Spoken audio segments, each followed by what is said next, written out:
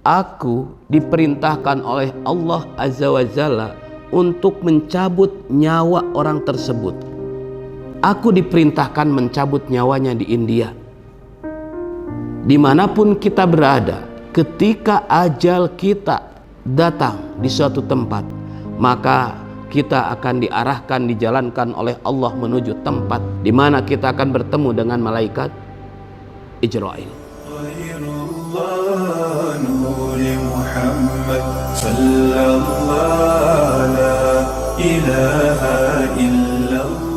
Assalamualaikum warahmatullahi wabarakatuh. Alhamdulillah, wassalatu wassalamu ala rasulillah. Asyhadu an la ilaha illallah wahdahu la syarikalah, wa asyhadu anna Muhammadan abduhu wa rasuluh. Allahumma salli wa sallim wa barik ala sayyidina Muhammad wa ala alihi wa sahbihi wa man tabi'ahum bi ihsanin illa yaumil qiyamah.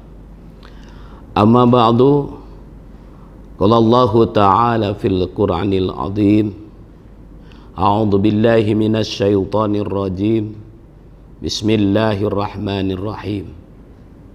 Ya ayyuhalladzina amanu ittaqullah haqqa tuqatih wa la tamutunna illa wa antum muslimun.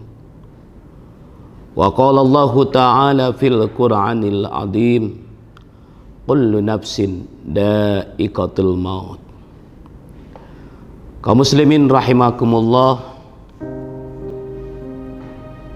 dimanapun berada, terkhusus rekan sejawat, karyawan-karyawati Rumah Sakit Nur Hayati, baik medis maupun non medis. Berbicara usia, berbicara perjalanan hidup, ada yang lama, ada yang sebentar. Sementara kita hidup di dunia ini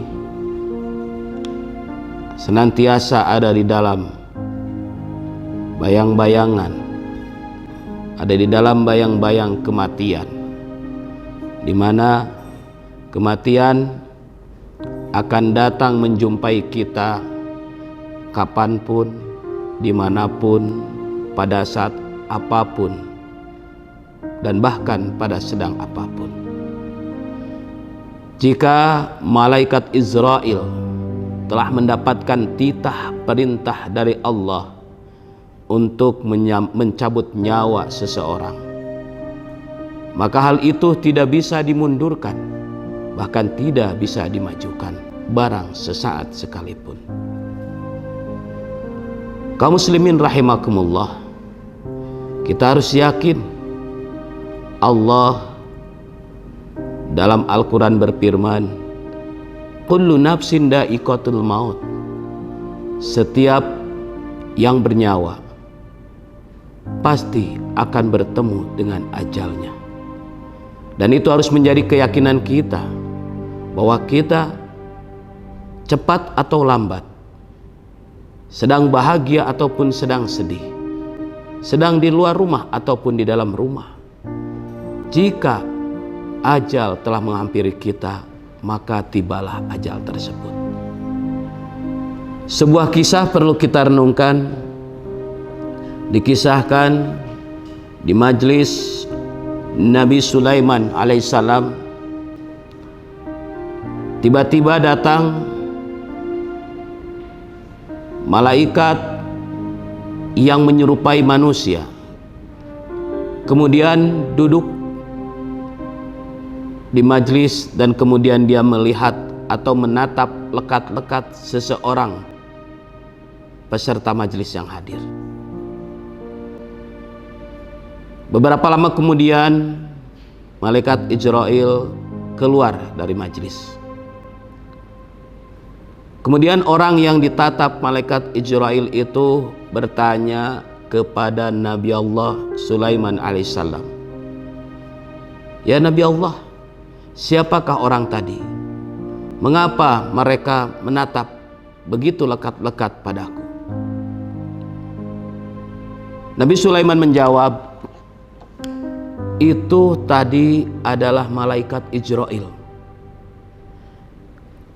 Kemudian jamaah Nabi Sulaiman itu pun meminta kepada Nabi Sulaiman, wahai Nabi, perintahkan kepada angin untuk membawaku ke India.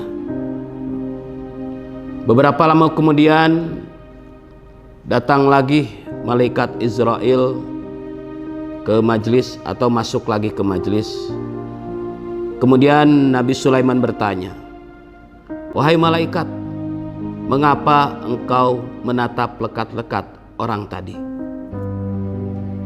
Malaikat Ijrail menjawab, ya Nabi Allah Sulaiman, aku heran. Aku diperintahkan oleh Allah Azza wa Jalla untuk mencabut nyawa orang tersebut. Aku diperintahkan mencabut nyawanya di India. Kaum muslimin rahimakumullah.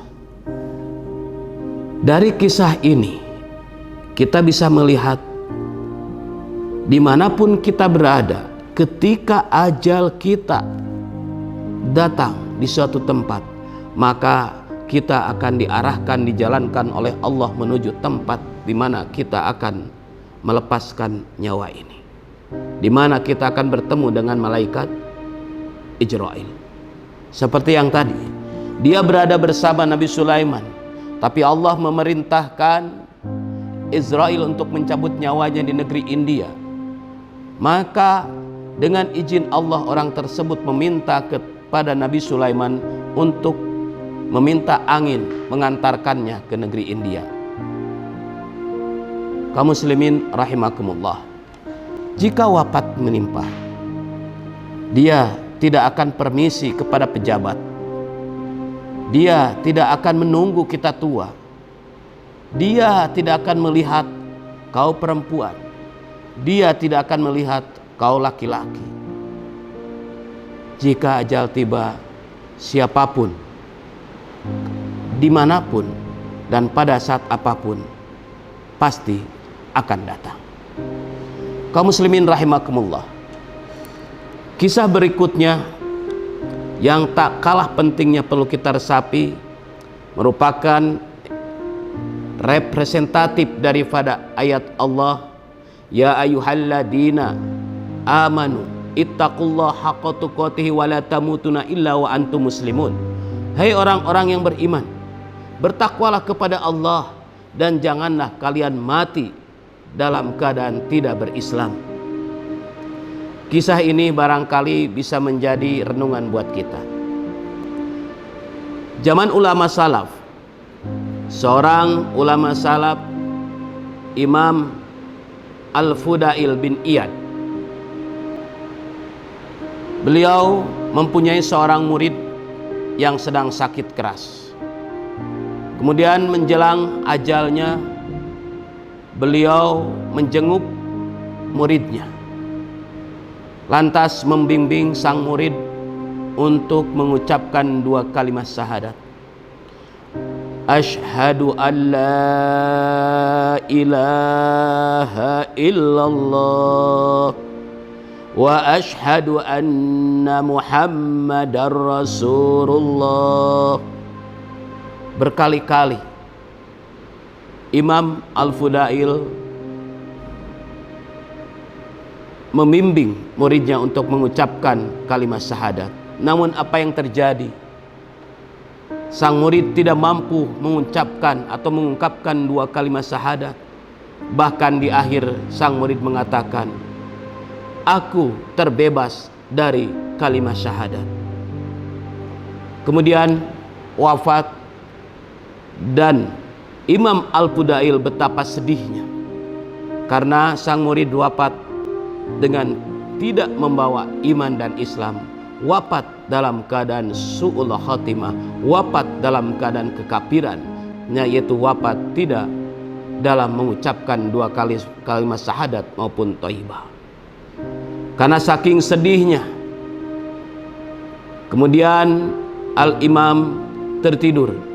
Dalam tidurnya dia melihat sang murid tadi diseret dimasukkan ke dalam neraka.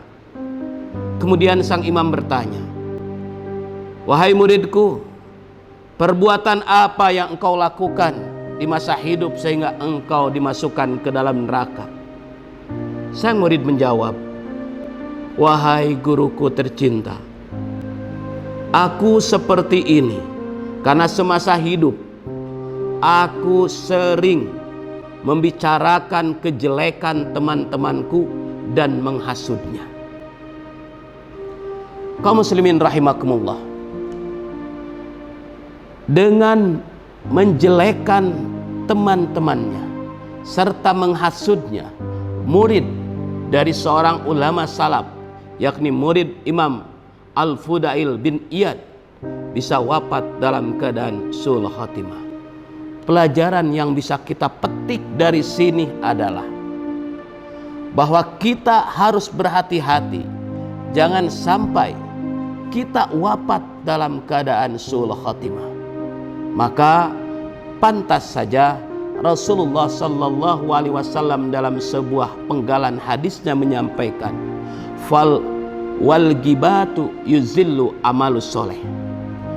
Gibah, membicarakan keburukan orang lain, akan menghilangkan amal soleh. Perbuatan dosa kecil jika ditumpuk maka akan menjadi dosa besar, dan perbuatan dosa besar jika ditumpuk maka akan membuat kita wafat dalam keadaan su'ul khatimah, wafat dalam keadaan kekafiran. Na'udzubillah summa na'udzubillah. Mari kita mohon kepada Allah agar kita semua diwafatkan dalam keadaan iman dan Islam, wafat dalam keadaan husnul khatimah. Amin ya rabbal alamin.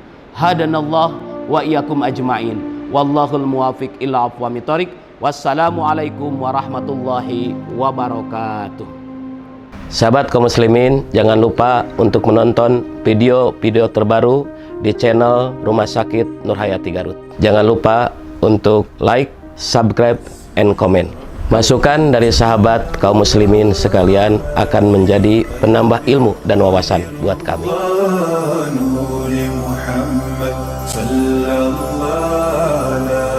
إله إلا